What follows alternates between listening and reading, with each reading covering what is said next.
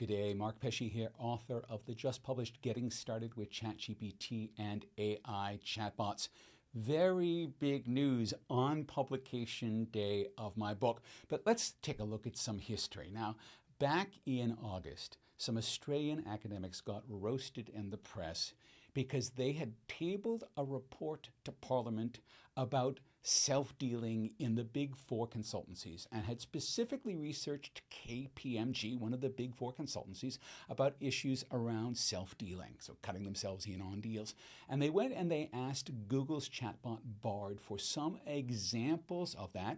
Bard promptly provided them, and those results were included into the parliamentary inquiry. Now, here's the problem. Bard had generated those results by confabulation. In other words, they weren't based on the truth. Bard simply made up the results. And KPMG took great issue with this, and it also means that these academics are now guilty of basically submitting false information to Parliament. Now, I don't think they're going to be charged with a crime, but it is a very bad look. But of course, that goes to the basic nature of AI chatbots. And one of the things that we've learned is that they're not exactly reliable in every situation. A survey that was conducted in August took a look at the big four chatbots. So that's Anthropic's Claude, that's ChatGPT Plus from OpenAI, that's Microsoft's Copilot, and then Google's Bard, which uses Palm 2. And in each of these, it took a look at the relative rate of confabulations, and it found that it could be as low as 2% for Claude, but it could be as high as 27% for Bard. In other words, Bard was the most prone to making things up, which means it's really the least reliable of all of the chatbots to be using if you need things that are factually credible. Well, big news overnight is that Google has just announced what they call Gemini. This is their next generation chatbot language model. It's based on the latest research out of Google's DeepMind AI project. Now, the history here is that all of this technology was originally invented in Google's labs in 2017, and Google basically just let it go. Just published some papers and then didn't really follow it up. This is now their big attempt to get in front of things. And according to the research results that they've published along with introducing Gemini, what they've actually said is that it will equal or beat GPT-4, which is powering ChatGPT Plus, so the gold standard AI chatbot. It will equal or beat them in 30 out of 32 basic benchmarks that people are using. Now, there's always going to be a lot of quibbling about a benchmark that may be off by 0.1%, but these are still very strong results, and you have to imagine that people will be putting these results to the test.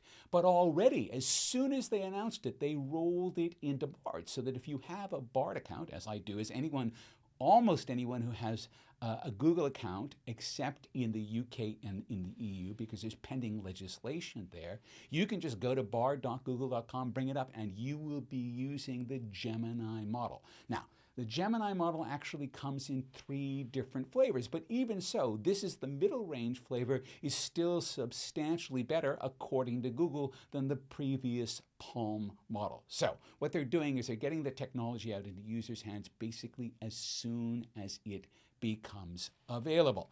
Now, the big thing here is that Gemini has been designed to come in 3 flavors. There's the Ultra model that has not been introduced yet. That's probably the one that is equal to or greater than GPT-4 in power.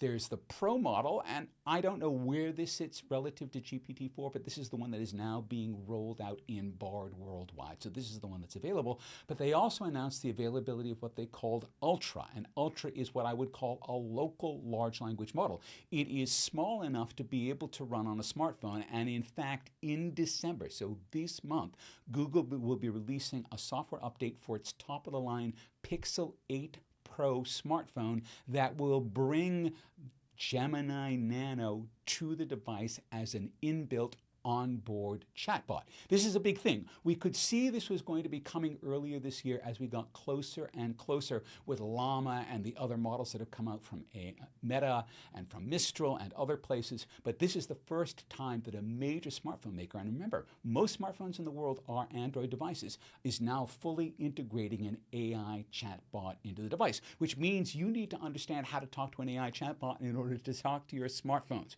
which means it is now more important than ever before to get across all of the issues and questions around using AI chatbots, which means you probably want to be reading my book, Getting Started with ChatGPT and AI Chatbots, available from Amazon and other booksellers, or scan the QR code and we'll take you to a page where you can order it. Once again, I'm Mark Pesce. Thank you.